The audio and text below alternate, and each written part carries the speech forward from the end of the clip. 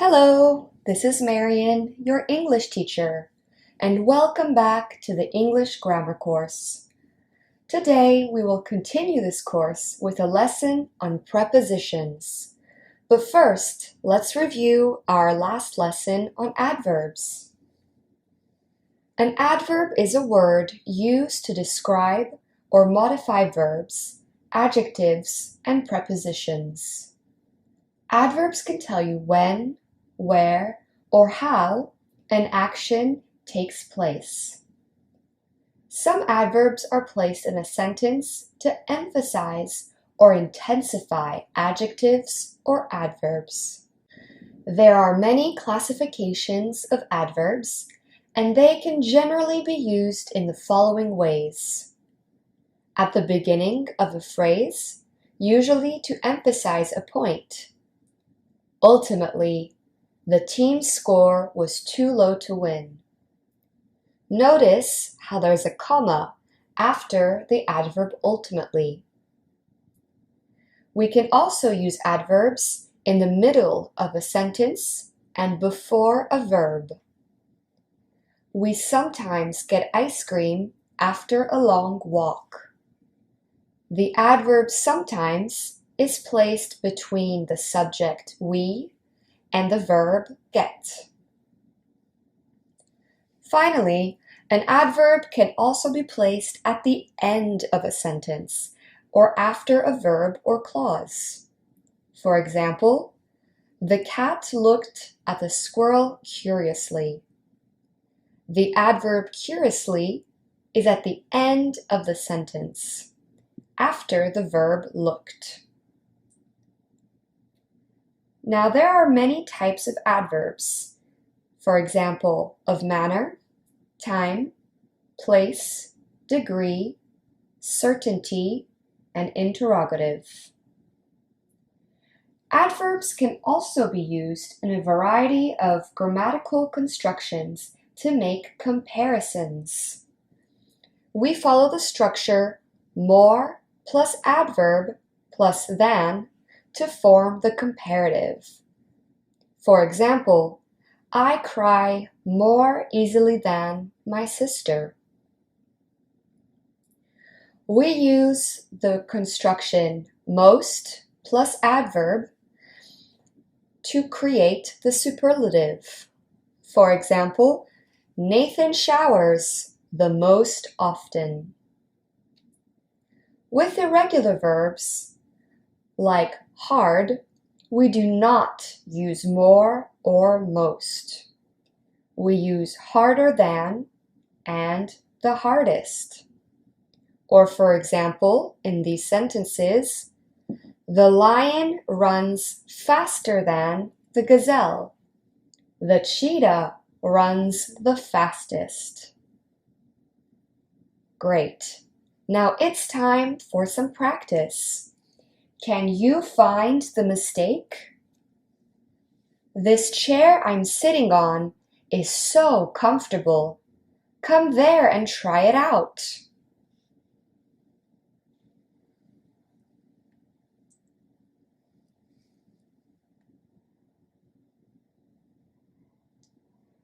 The mistake is there.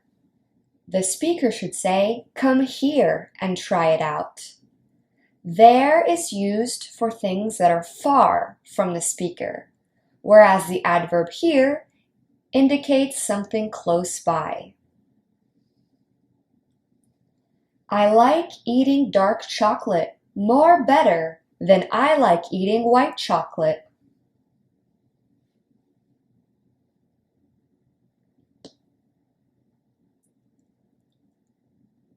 In this sentence, the error is more better than. We do not need to use the word more. I like eating dark chocolate better than I like eating white chocolate. Great work!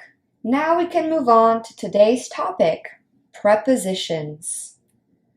A preposition is a word or a combination of words used to show the relationship between a noun or pronoun in a sentence to another word in the same sentence.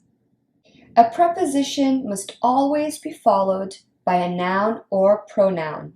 It cannot be followed by a verb. For example, the box is under the bed. The preposition under indicates the location of the box compared to the bed. We were in the middle of a storm. The preposition middle of indicates the location of the speaker in regards to the storm. Now, there are 5 categories of prepositions: simple, double, compound, participle, and phrase prepositions. In this lesson, we will be exploring simple, double, and compound prepositions and their uses. So let's get started. Simple prepositions are words like in, on, off, over, at. For example, the house is in Italy. Double prepositions are 2 simple prepositions used together, as for example, into, upon, out of. For example, pour the cream into the bowl. Compound prepositions regroup 2 or more words, usually a simple preposition and another word like across from, in addition to, from beneath. These groups or combinations of words are considered a preposition.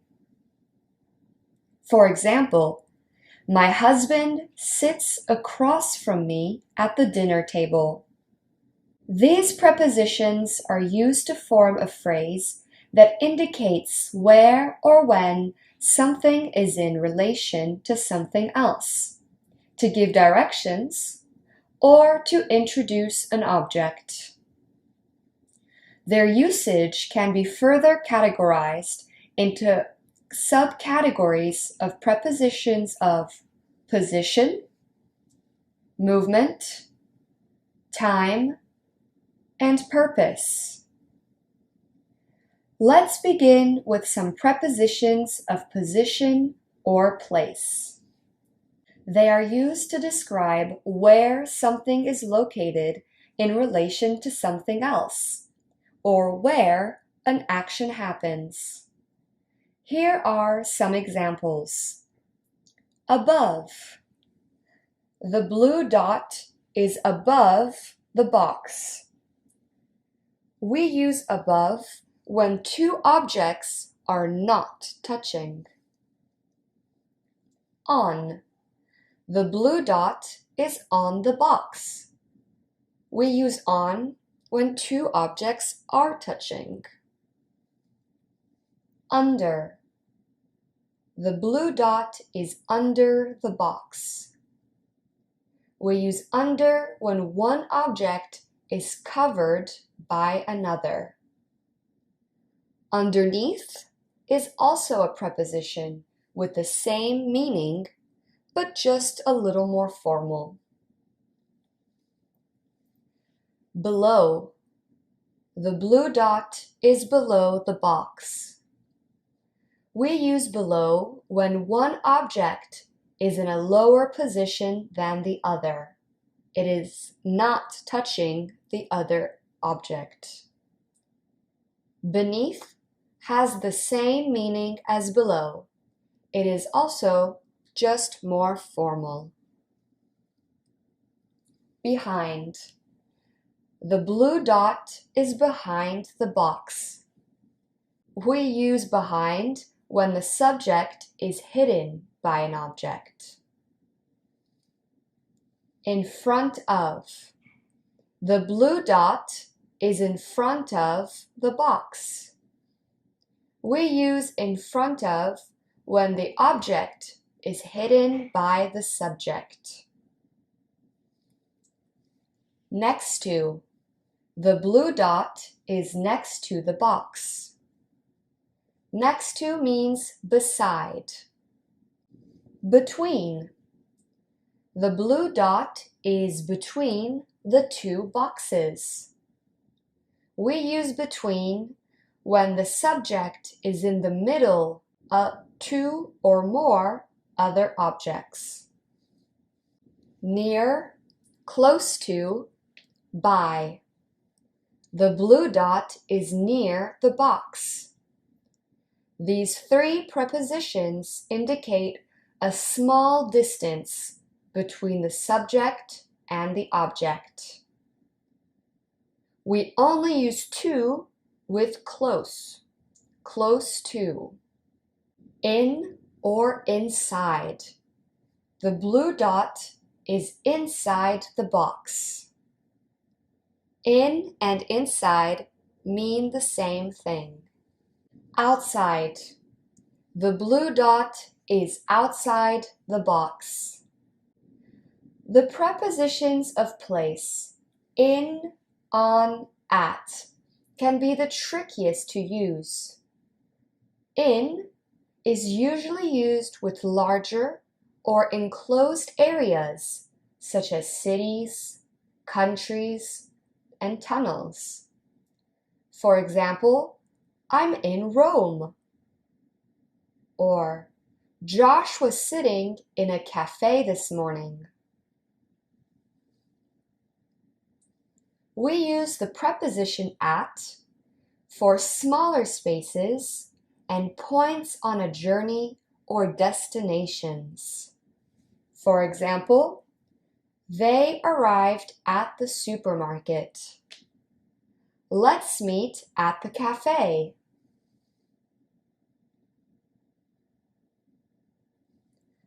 On. While we use in for cars, we use on to refer to public or commercial means of transportation. For example, the service on the plane was very good. My wife stayed on the bus until the last stop. These are general guidelines to using these prepositions. There are no specific rules and just need to be practiced. Now, prepositions of movement or direction describe how, where, or in what way something moves.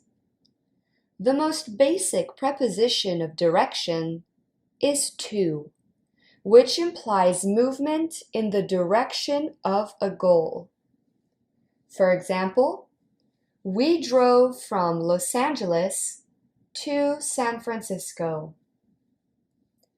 This means we started in Los Angeles and moved in the direction of San Francisco. Here are some more examples of prepositions of direction. Into. Into refers to something ending up inside something else. The cat jumped into the box. At the end of the action, the cat is inside the box. At. At is used to indicate direction.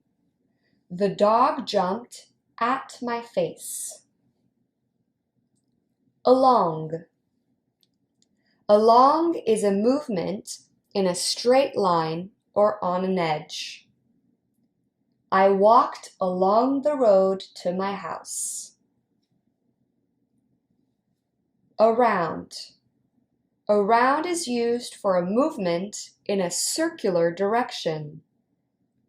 I ran around the track. Towards. We use towards when something is moving closer to something else. For example, The squirrel ran towards the tree.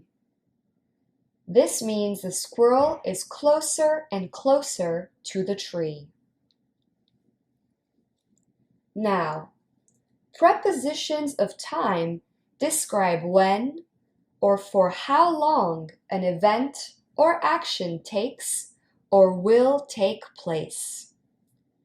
The most common prepositions of time are equally in, on, at.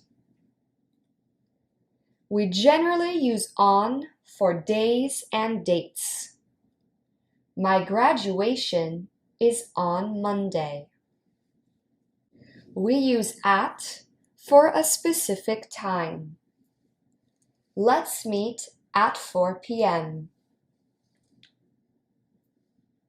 We use in to indicate a period of time. Let's work on our project in the evening. I like walking in the spring. Here are some more examples of prepositions of time. For indicates the duration of time. I've been living in Spain for 5 years. During indicates events happening at the same time.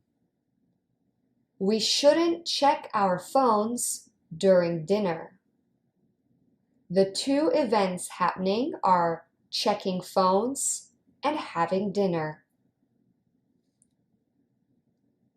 Until is used for a continuous event that will finish at a specific point in the future. I'm staying at a hotel until Thursday. Finally, after is used for an action following a specific time or event. I'm meeting my friends after work. The action meeting is happening after the event work. Next, we have prepositions of purpose, which describe why something happened or will happen. Here are some examples. For, she made the cake for her brother. Because of, I arrived late because of work. From, I know from experience not to upset them. All right, it's practice time. Can you identify the preposition? The song was written by Taylor Swift.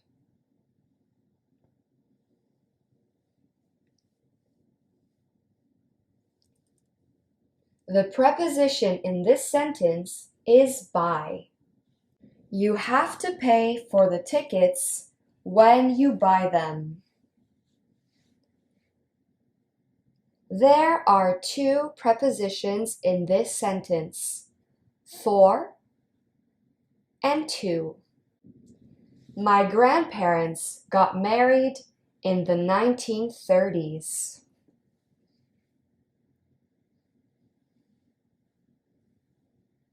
The preposition in this sentence is in. It indicates a period of time. He's very good at telling scary stories.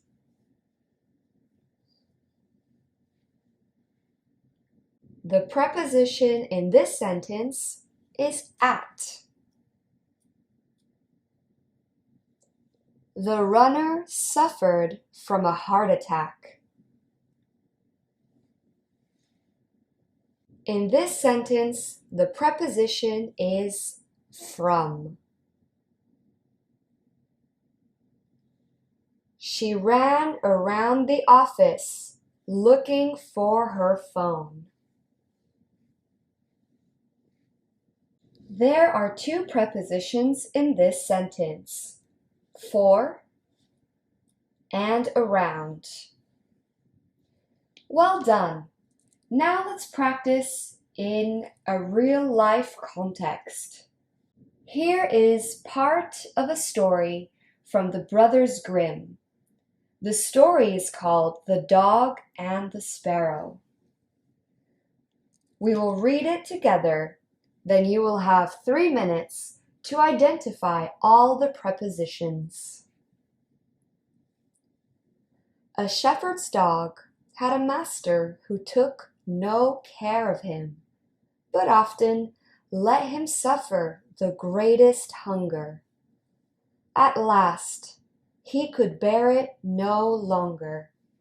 So he took to his heels, and off he ran in a very sad and sorrowful mood. On the road, he met a sparrow that said to him, "Why are you so sad, my friend?" "Because," said the dog, "I am very, very hungry and have nothing to eat."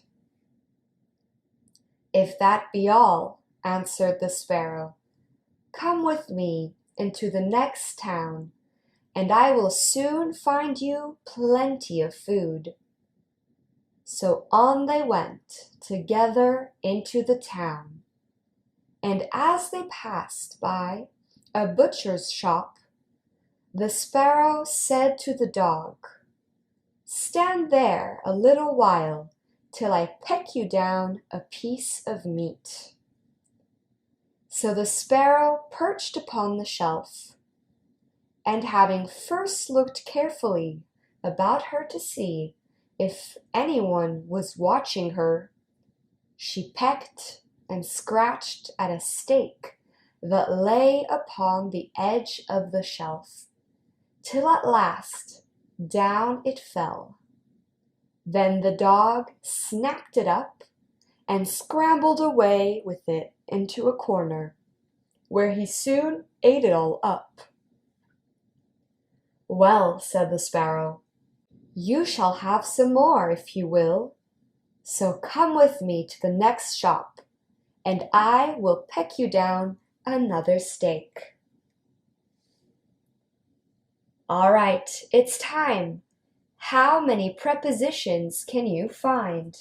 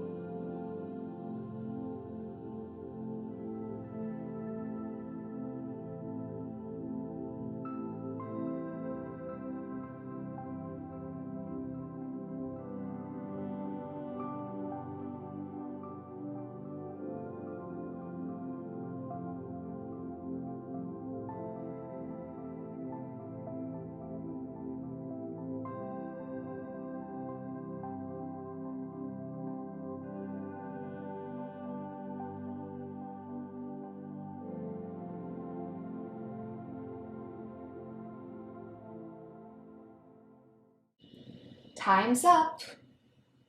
Now in this story, there are a total of 22 prepositions. Did you find them all? The prepositions are care of him, took to his heels, ran in, on the road, said to him, come with me into the next town, plenty of food, went together into the town, passed by a butcher shop, said to the dog, a piece of meat,